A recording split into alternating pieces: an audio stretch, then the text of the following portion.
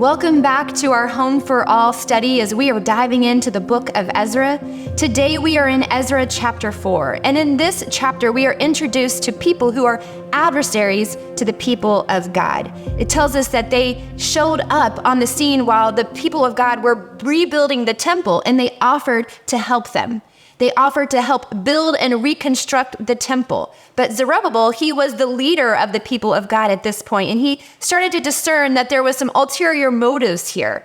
He started to understand and to recognize that they were actually really opposing the work that they were doing. And so he denies their request. He doesn't let them help.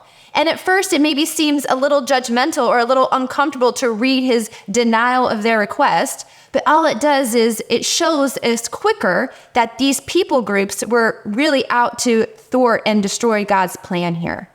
And so what we are seeing in this moment is Zerubbabel is aware that anytime that you are responding to the call of God, you have to be mindful that there is an enemy who wants to destroy those plans. And it's the same principle that we see all throughout the New Testament too. As the early church leaders and the disciples were spreading the gospel, the enemy was trying to thwart and destroy those plans as well. And so we're going to look and see how Peter writes on this topic. He gives advice in 1 Peter about how to be mindful and aware of the enemy that's on the loose. So let's pick it up in 1 Peter chapter 5, starting in verse 8.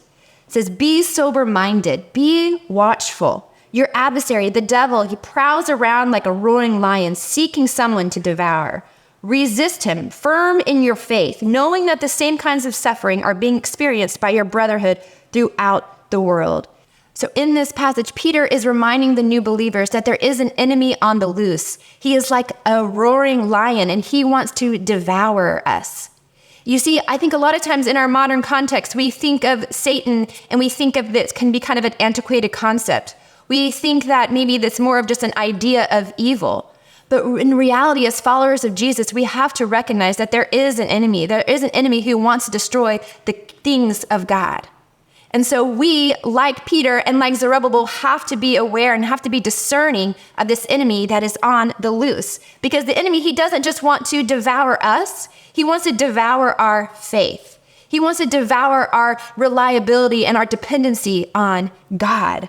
He doesn't want us to respond to the call that God has put on our lives. He doesn't want us to be a part of the work that God is doing in this world. And so he will try to distract us. He will try to distort us. He will tell us lies and make us lose our focus on what God has called us to do. He goes after our faith, which is why Peter uses the phrase, resist him.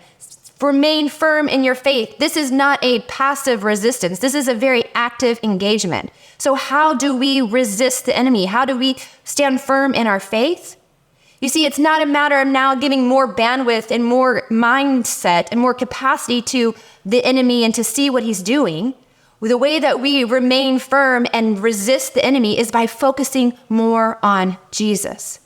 It's by becoming consumed with Jesus. You think about our core values at Northwood, that's our first one, to being consumed with Jesus. And this is not just for the idea of learning more about Jesus, but it is to understand the reality in which we walk in as followers of Jesus, and that the authority that gives us, the power that gives us to recognize the enemy is at work. But to recognize that we serve the God who is victorious over the enemy. That yes, we have an enemy, but he is a defeated one. And so when we keep our eyes focused on Jesus, it gives us that paradigm as we're walking through obstacles and walking through distractions.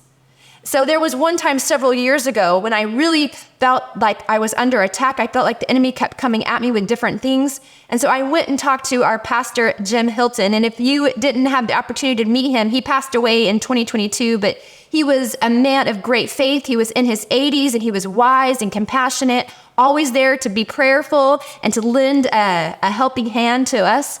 He was the pastor staff at Northwood. And so I went and talked to him and I said, "Pastor Jim, I really need you to pray for me. I feel like the enemy is just attacking me everywhere I turn. It feels very heavy and I really need someone to be in my corner praying with me." He said, "Paige, I will absolutely pray for you. But what I want you to know too is I want you to remain faithful to God. Stay on your knees and hear from the Lord, because when you are hearing from him, when you are communicating with him, Let him be the one to tell you what the enemy is up to. Don't go looking for the enemy. Don't go assuming what you think the enemy is doing. Don't go think, oh, I think maybe this is the enemy, maybe not. Get on your knees before the Lord, and he will be the one to tell you what you need to do. He will direct your path. He will direct your steps, and that is your best defense against the enemy. And I will tell you, it was such a shock to me. It almost felt like such an obvious answer, but at the same time, it was such a relief because all of a sudden I realized there wasn't something I needed to do. There wasn't something that I could do in my own flesh to outsmart the enemy, to outthink the enemy. But what I did need to do is to get on my knees before the one who was victorious over the enemy and surrender to him, and to be hearing from him, and to be prayerful to him, and to invite him to be a part of these worries and these fears that I was experiencing.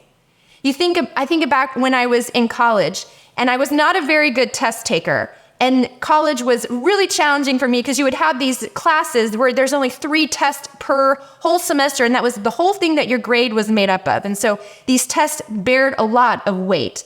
But I was always getting stressed about them. I would really overthink all of these questions until finally, several years into college, did I finally go to my first tutoring session for a test. And these tutoring sessions were taught by the professors most of the time. And I sat through this whole segment, this whole conversation, and this professor is giving so much intel on the test. He's telling us what to prepare for. He's telling us how the questions are going to be asked. He's telling us about the types of content we need to be studying. And it was when Pastor Jen gave me that revelation of how to approach the enemy, it kind of reminded me of that. All of a sudden, when I was in communication with the professor, when I started to realize what the test was going to look like, the test all of a sudden didn't seem so intimidating or scary because I had a relationship with the professor at that point, and I knew how to be prepared and equipped. You see, when we are consumed with Jesus, that prepares us, that equips us for the enemy who is trying to thwart us, who wants to lie to us, who wants to destroy our faith. So look back at this passage that Peter writes, because right before it, before he tells us to resist the enemy, before he tells us to be sober-minded, he tells us in verse 7, so then cast all your anxieties on him. That is the Lord. Cast on your anxieties on him because he cares for you.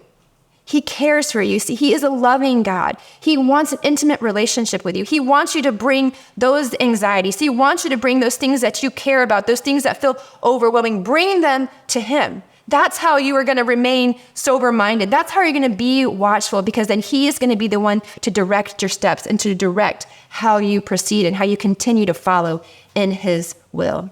So think back to our book of Ezra in chapter 4, where they are meeting these adversaries, the ones who are not wanting them to build the temple. And Zerubbabel, he does deny their help, but they don't back down. They really want them to stop this progress of God's work. And through legal maneuvers and accusations that they make to the king of Persia, what happens is the people of God have to stop building the temple. It's decreed for them to cease all construction and all work. And if you read the details there, they actually stopped building the temple for 16 years. Now, I don't know about you, but if that had been me in that moment, I would have definitely felt that the enemy was attacking. It would have seemed like the enemy had won in this moment, that the home of God was not being able to be rebuilt. And 16 years passed, and you can imagine at this point, even the enemy thinks he has won. Even the enemy thinks that now that the people of God are not going to be able to rebuild the temple. But then we'll look more into it next week in chapter 5, when the prophets at that time, they decide that now it is time to start rebuilding. You see, the people of God, they never lost their focus on who they were, that they were to be the people who built this temple so that their God could dwell with them.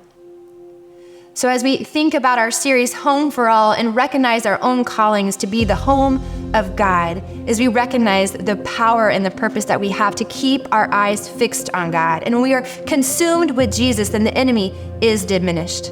And we have the ability to continue following in what the Lord has called us to do.